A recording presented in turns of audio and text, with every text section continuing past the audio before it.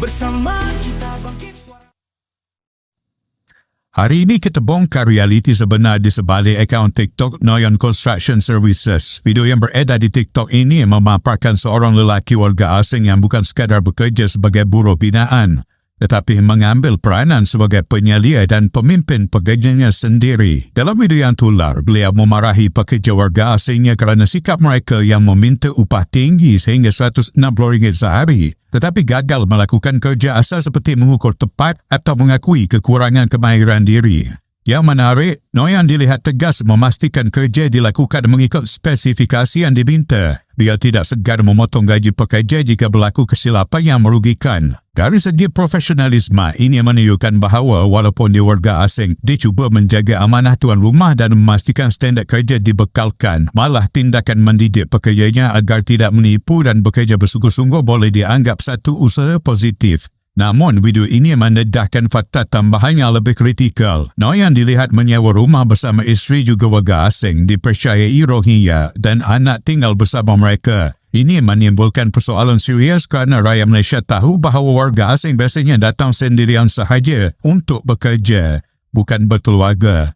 Kehadiran keluarga ini secara tidak langsung menimbulkan keraguan sama ada Noyon benar-benar hanya pekerja biasa atau memang menjalankan operasi perniagaan sebagai tauke kontraktor yang sah, mengambil upah secara terus dan mengupah pekerja lain. Di sebalik semua ini, wujud isu undang-undang yang tidak boleh dipandang ringan. Malaysia mempunyai peraturan yang jelas mengenai warga asing. Pemegang pas lawatan kerja sementara PLKS tidak membenarkan menjalankan perniagaan secara langsung. Sektor pembinaan dikawal selia di bawah CIDB dan Undang-Undang Immigration yang menetapkan bahawa warga asing hanya dibenarkan bekerja di bawah majikan tempatan yang sah. Fenomena seperti Noyon ini di mana warga asing menjadi kepala projek atau mengurus pekerja sendiri untuk mengambil upah terus sebenarnya melanggar undang-undang. Modus operandi sebegini juga menghalang kontraktor tempatan daripada bersaing secara sah. Walaupun kerja yang dilakukan mungkin berkualiti, operasi perniagaan ini tetap menyalahi peraturan dan boleh menimbulkan isu sosial serta ekonomi. Ia juga membuka mata tentang yuran penguatkuasaan. Walaupun Noyon pernah diwarirkan sebelum ini kerana mengambil upah kontraktor dan menggajikan pekerja asing tanpa lesen, namun tiada tindakan tegas diambil oleh pihak berkuasa.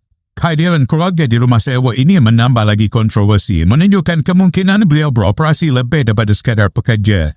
Ini menimbulkan persoalan, adakah pihak berkuasa benar-benar serius dalam menguatkuasakan undang-undang atau sekadar membiarkan keadaan sebegini berterusan? Kesimpulannya, video ini bukan sekadar hiburan atau tontonan biasa. Ia memperlihatkan realiti dalaman ekosistem pekerja binaan warga asing, menonjolkan profesionalisme individu tertentu tetapi juga menyorot isu undang-undang yang kritikal. Penonton harus faham bahawa walaupun kerja yang dilakukan mungkin mantap, warga asing tidak dibenarkan menjadi tuan punya perniagaan di Malaysia, apatah lagi membawa keluarga bersama tanpa status sah. Apa yang ditunjukkan oleh Noyon adalah contoh modus operandi yang menyalahi peraturan, sekaligus menimbulkan persoalan serius mengenai pematuhan undang-undang dan perlindungan hak kontraktor tempatan.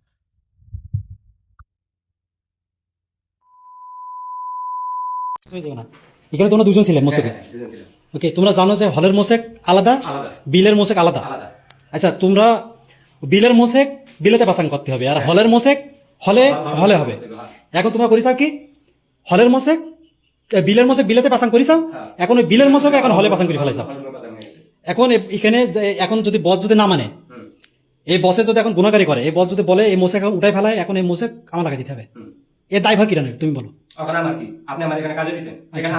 এখানে তুমি ছিলে চলো মিস্ত্রি কাজ চলো তুমি ছিলে না তুমি ছিলে মিস্ত্রি ছিল তোমরা তো দুইজন জানো এখানে যে বিলের ভিতরে পাসাং যখন এই মোশেক আমি করেছি তখন তুমি ছিলে না তাহলে এটা তোমার দায়িত্ব ছিল যে এই লোক যখন লাগাবে তখন করে তার স্মরণ করে দেয়া এখন তুমি কি বলিলে মিস্ত্রি বলিলে চলো মিস্ত্রি কাজ চলো এখন এই যে গুণাগারীটা এটা তো আর আমাদের বাঙালি না এই রুম তো কোনো বাংলাদেশের লোকের না যে তুমি আমি বুঝে দেওয়ার ক্ষমতা আছে কথা শোনো দাদা এই রুমটা আছে এই দেশে মালয়েশিয়ান রুমিতে আচ্ছা শোনো কথাটা শোনো এই রুমটা আছে মালয়েশিয়ান লোকের এখন মালয়েশিয়ান লোকরা আমাদের বসের সাথে কিন্তু একটা চুক্তি হয় যে এই বিলের ভিতরে এক মোশেক এই যে হল রুমে এক মোশেক এখন ও যা বলিছে এখন তোমরা করে ফেলতেছ উল্টোটা করিস কেন বল উল্টোটা করিস এখানে আমার কোনই নাই আমি এখানে আপনি আমার পাঠিয়েছেন হেল্পারি করতে আমি হেল্পারি করতেছি বা আমার এখানেই আছে আমি অসুবিধা নেই চলে আপনি আহনে যে আমার আচ্ছা এই সামনে এটা অসম্ভব এই সামনে এসো তুমি এ কাওয়ান তোমার আব্বু মরিকে তোমার কাছে আমি কথা বলি এখানে সামনে এসো আমি একটা ফুটেজে সত্যি কথা বলবো এখানে বুঝছো এই যে তোমরা বিলের মোশেক বিলের মোসেক যে হলে পাসাং করিস